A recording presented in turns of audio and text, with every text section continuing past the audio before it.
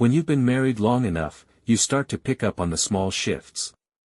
The pauses between words, the too casual shrugs, the way a person's eyes skim past you instead of looking into you. Jessica had started doing that 2 months ago.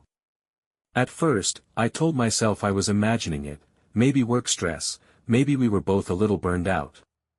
But there was a subtle hollowness that had crept in, like a draft through a window you forgot to seal.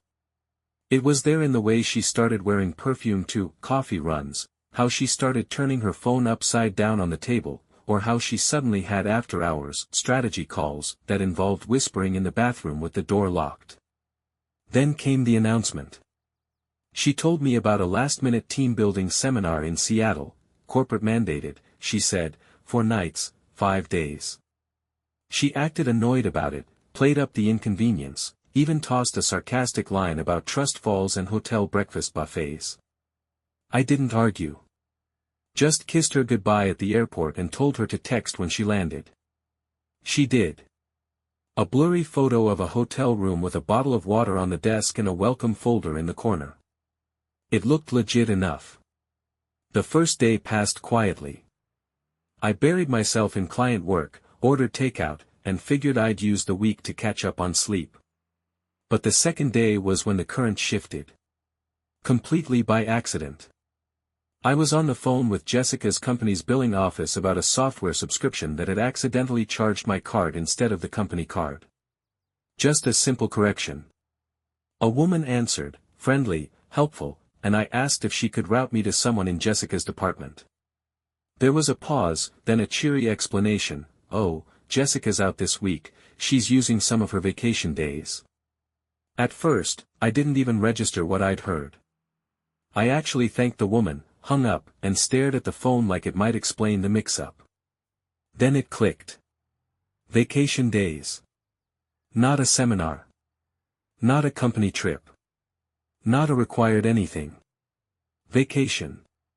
That word didn't belong in the same sentence as the story she gave me. I sat there on the edge of the couch, heart pounding, skin cold despite the warmth of the room. I could feel something unraveling, tight, methodical, slow. My hand trembled slightly as I unlocked my phone and opened the Find My iPhone app. We'd shared our locations for years, mostly as a safety precaution. She hadn't turned it off. There she was. A little blinking dot just outside downtown Seattle. Not near a convention center or corporate office. She was out by the marina, where the boutique hotels and couples resorts clustered. My chest ached with a strange, heavy pressure. It was the kind of feeling you get when a memory goes sour, like realizing a smile someone gave you wasn't real, and re-seeing it now through a cracked lens. My mind raced, trying to piece it together. Had she been planning this? Was I just the placeholder back home, holding down the life she no longer wanted? I hated that I still hoped for some misunderstanding, even when my gut already knew. The ache turned to nausea. I sat still for nearly 10 minutes, just staring at her location on the screen. The blinking dot hadn't moved. Eventually, something cold and clear cut through the haze. A decision. I couldn't just sit here and drown in doubt. I needed to see it with my own eyes. Not to make a scene. Not even to confront her. I just needed the truth. So I booked a last-minute flight to Seattle, same-day departure. Didn't tell anyone. Not my brother, not my coworker, not even my assistant who was used to me being in 15 places at once. I packed a carry-on with the quiet rage of a man who already knew what he'd find. Not dramatic. Just mechanical. Toothbrush. Jacket. Portable charger. On the way to the airport, the thoughts came harder. 8 years. 8 years of building something together. Of scraped-together vacations, mortgage stress, bedtime routines. And now, what? A secret getaway with someone else? I wondered if he was older or younger. If he wore cologne. If he knew I existed. I hated that I still checked my phone to see if she'd messaged me. There was nothing new. Just the last message from that morning, saying she was heading into workshops and would call later. A lie, typed without hesitation. At the gate, I watched couples laugh and shuffle through boarding lines, oblivious to the wreckage that people like me sat in. I kept my head down, listening to boarding calls, gripping my phone like it was a lifeline and a weapon at the same time.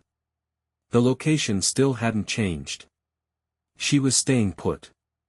Probably didn't expect her husband to turn into an investigator. I wasn't sure what I'd do when I got there. I just knew that if she was lying, if she was betraying me like it seemed, I needed to be able to look her in the eye and know I hadn't just imagined this. And if I was right, if that blinking dot on the map was proof of something worse, I'd make sure I wasn't the only one who knew.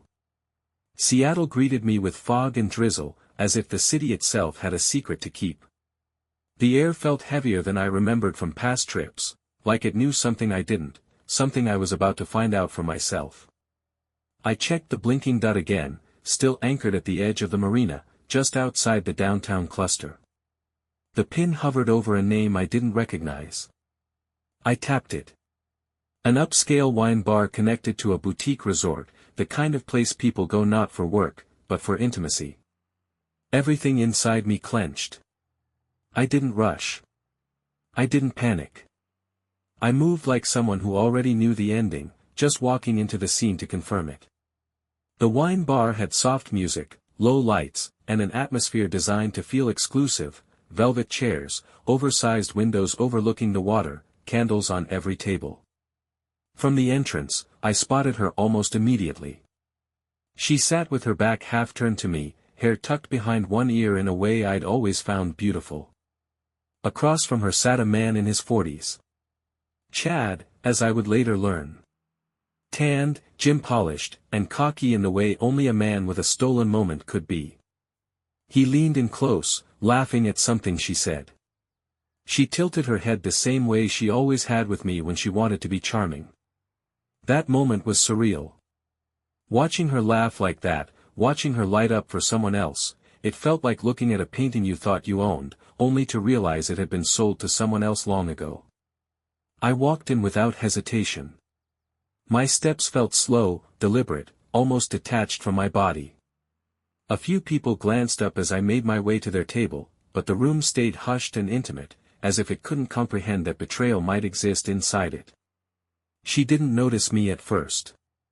Not until I was standing right at the edge of their table. She looked up mid-laugh, the color draining from her face in real time. A second of frozen silence passed between us. Her expression cracked, shock, fear, then a frantic effort to rearrange her face into something neutral. But it was already too late. I knew. She knew I knew. I reached for the half-full wine glass sitting in front of her, lifted it to my lips, and took a slow sip. It was a strange thing, how calm I felt in that moment. Not numb. Not broken. Just calm, like a storm had passed through my chest and left only the wreckage behind. Her voice broke the silence, nervous and unconvincing, trying to explain it away. She called him a client. Then a colleague. Then a friend. I didn't say anything. I just kept my eyes on her. Watching her unravel. Her voice picked up urgency, trying to steer the story somewhere safer. She said it was complicated. That I didn't understand. That she could explain. The lies tripped over each other. And he just sat there, Chad, arms crossed, expression somewhere between smug and uncomfortable. I remember thinking he looked like the kind of guy who thought he was invincible, right up until someone held up a mirror. She glanced around nervously, probably hoping no one else had caught on. She even pleaded with her eyes for me not to make a scene. As if I were the one out of line. As if catching your wife at a candlelit table with another man was somehow a faux pas, not a heartbreak. Something cracked open in my head right then. A sequence of memories started stringing themselves together, faster than I could stop them. The late gym nights that didn't make sense. The way her phone had suddenly required a password. The muted texts, the spontaneous work trips, the distant glances over dinner. All those things I'd brushed off, all the gut feelings I'd buried under logic and love and benefit of the doubt, they surged back now like a flood, and all I could do was watch it rise. She had done this before. Maybe not with Chad, maybe not in Seattle, but the pattern was too familiar now to ignore. I'd seen enough. I placed the wine glass down slowly, gently, like setting down the final piece in a puzzle that had taken too long to complete. She was still talking, but I'd stopped hearing her. My eyes drifted around the room, the flickering candles, the reflections on the glass windows, the soft murmur of other couples lost in their own evenings. I wondered how many of them were pretending, how many were hiding what I had just uncovered. Without saying a word, I turned and walked out. Not because I was defeated, but because I'd just regained clarity. I didn't need more evidence. I didn't need a screaming match or a dramatic exit. The moment I saw her laugh like that for someone else, I had all the confirmation I needed. And the part that hurt the most wasn't even the affair. It was how easily she could smile through it. How seamless the lie had become. Outside, the air hit harder, sharper. I walked down to the water's edge, my footsteps crunching on gravel. Boats rocked quietly in the harbor. I pulled out my phone again, looked at her location still glowing on the map, then turned it off. There was nothing left to track. I stood there for a long time, staring out over the black water. Thinking about how betrayal doesn't hit all at once. It's a slow leak. 1,000 tiny choices someone makes when they stop choosing you. And then one day, you find yourself in a wine bar in a different city, watching the person you thought you knew fall in love with a stranger right in front of you. That's when I realized, this wasn't just infidelity. It was a campaign. A quiet, calculated retreat from our life together. And now, it was my move. Not to win her back. Not to make sense of it. To burn the illusion down. I didn't take the return flight I'd originally booked. After what I saw in that wine bar, there was nothing left to stay for.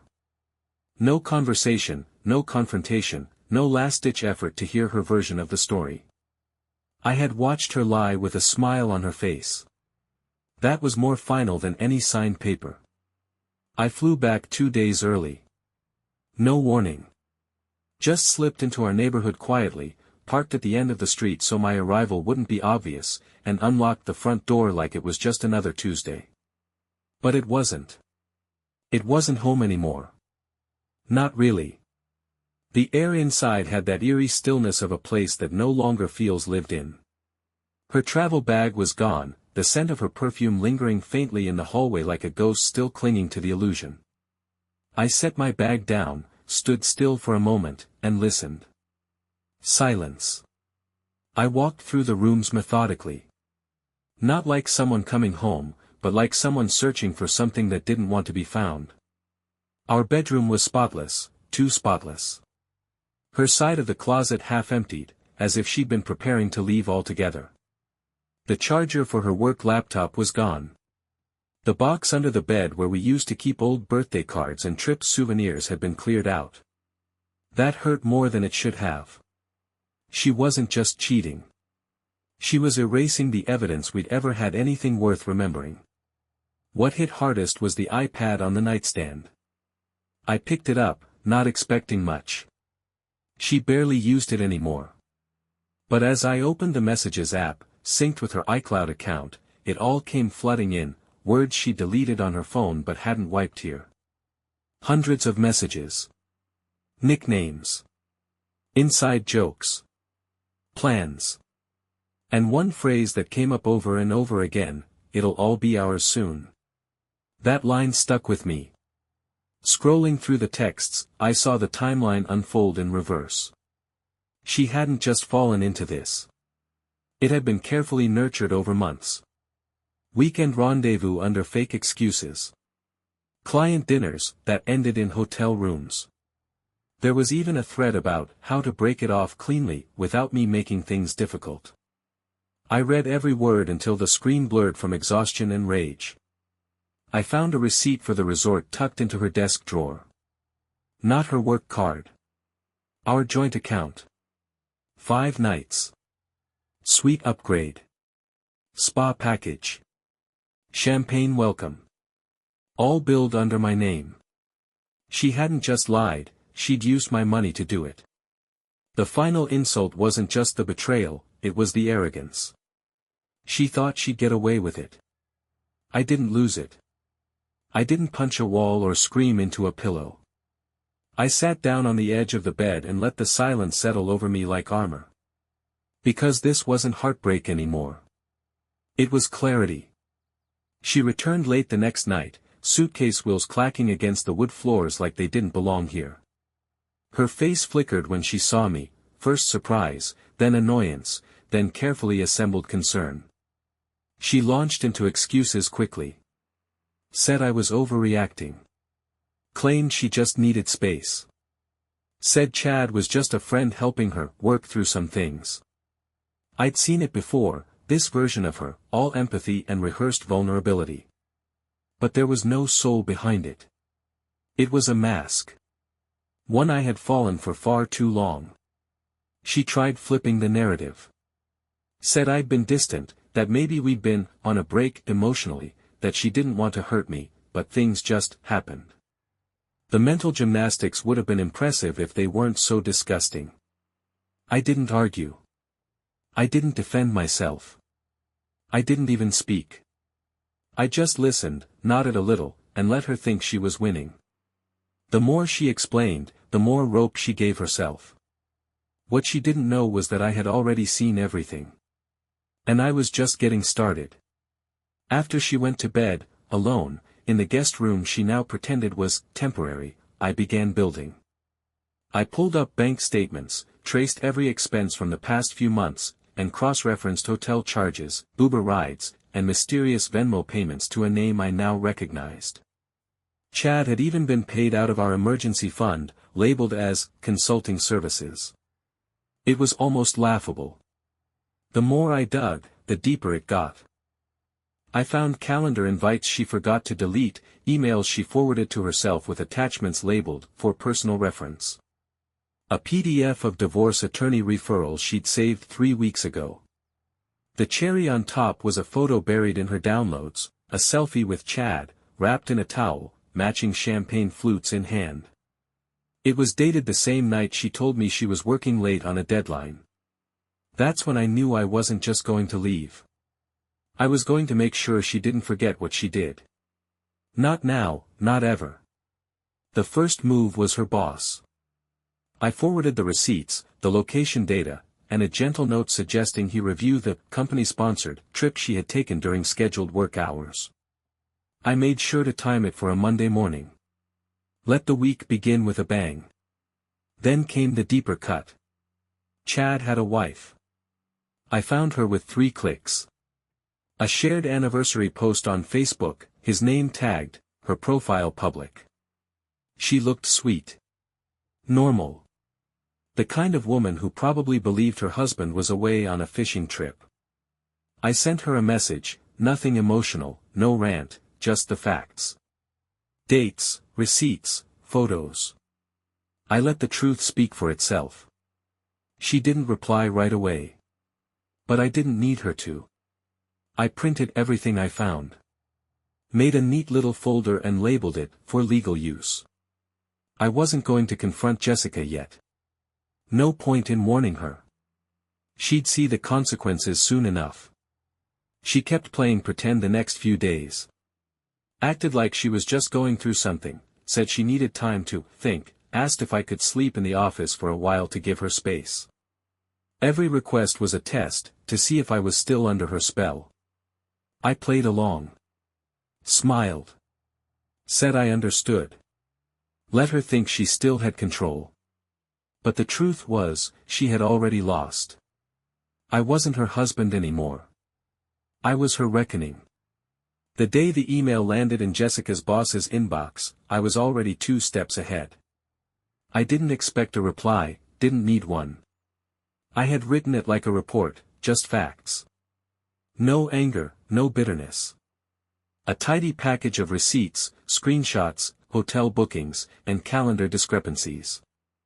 I included timestamps and a polite suggestion that he review how company resources were being utilized. 3 days later, Jessica came home early. She didn't speak to me. Just slammed a kitchen cabinet and disappeared into the bedroom. I didn't ask what happened. But her empty eyes and clenched jaw said enough. She'd been let go. Turns out, billing a couple's resort to your company while lying about mandatory training doesn't sit well with HR. Her exit wasn't quiet either. Office gossip spread fast. I heard from a friend that her team was blindsided. No one knew she was even out of town. Her corporate retreat had been a fabrication so flimsy, it barely needed pushing before it collapsed. But the fallout didn't stop there. 2 days after I messaged Chad's wife, the bomb dropped. She didn't keep it private. She posted everything. Photos, dates, a timeline of deception so precise it read like a criminal indictment. Jessica's name was right there, bold and unmistakable. It wasn't even framed in anger, just disappointment, raw and quiet. She ended the post by saying she felt sorry for any man who had trusted her. That one line hit harder than any insult could have. Our social circle imploded almost instantly. Friends we'd had for years, couples we went to dinners with, neighbors who'd invited us to their kids' birthdays, started pulling away. I didn't blame them. No one wants to be near the epicenter when someone's perfect image detonates. Jessica lost more than a job. She lost her reputation. Overnight, she went from the polished professional with a Pinterest-level home to the woman who got caught lying with her wine glass still half full. I watched it all happen like a slow-motion car crash. She barely left the house for a week.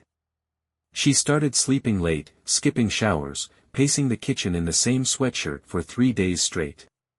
She tried to start conversations, tentative questions about the weather, about groceries, but I didn't bite. I wasn't cruel. I was just done. Then came the desperation. She started leaving notes. On the bathroom mirror. On the fridge. On the pillow I no longer shared. All handwritten, all soaked in just enough self-pity to try and drag me back. She said she was confused. That Chad meant nothing. That the trip was a mistake. That she was under pressure. That I'd been distant too. Every line felt rehearsed. Like she was trying to convince herself as much as me. She even cried, once. I think. Though whether it was for me or the crumbling tower of her life, I couldn't say. I didn't yell. I didn't even respond. Because the truth is, when someone chooses to lie that deliberately, over and over, what they're really saying is that your pain is worth the pleasure of their secret. And when someone chooses that, you stop offering explanations. But I wasn't finished. There was still one thing left. I sent out invitations to a dinner. Just a casual thing, I said. Old friends. Mutual connections.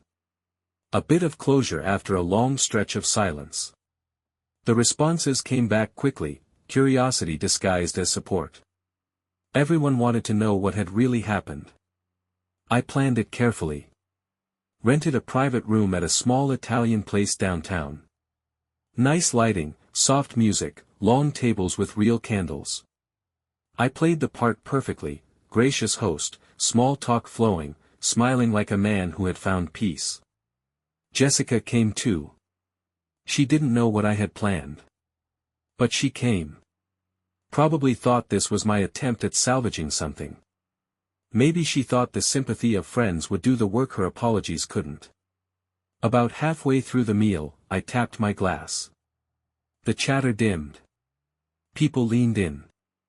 I thanked them for coming, for being part of our lives, and then said I had something to share. The lights dimmed. The projector hummed to life. And the first slide popped up. Jessica's business trip, a case study in infidelity. The silence was instant. Unforgiving. The next slide came, a photo of the resort invoice, clearly dated and billed under our joint account.